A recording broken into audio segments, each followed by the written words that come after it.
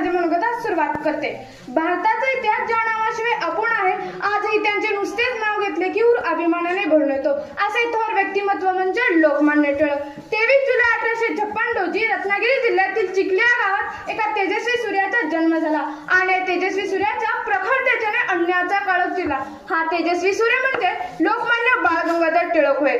लोकमान्य टिळक हे भारताचे स्वातंत्र्य चळवळीचे एक पहिले व प्रमुख नेते म्हणून ओळखले जातात। त्यांना लहानपणापासूनच अन्यायाविरुद्ध फार चिड होती। लोकमान्य टिळकांवर श्री छत्रपती शिवाजी महाराजांच्या विचारांचा प्रभाव होता। स्वराज्याशिवाय प्रगती शक्य नाही असा त्यांचा ठाम विश्वास होता।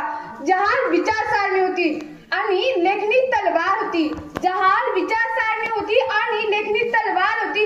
प्रखर त्यांच्या विचारांची ब्रिटिश सत्ता हादरली होती। ब्रिटिश सत्ता हादरली होती। आपले मत स्पष्टपणे मांडण्याची ताकद टिळकांमध्ये होती। ते आपल्या लेखणीतून ब्रिटिश अधिकाऱ्यांवर टीका करण्यास सुरुवात केली आणि जळजळीत लेख लिहित असत। त्यामुळे ब्रिटिश अधिकाऱ्यांनी त्यांना भारतीय असंतोषाचे जनक असे म्हटले आहे।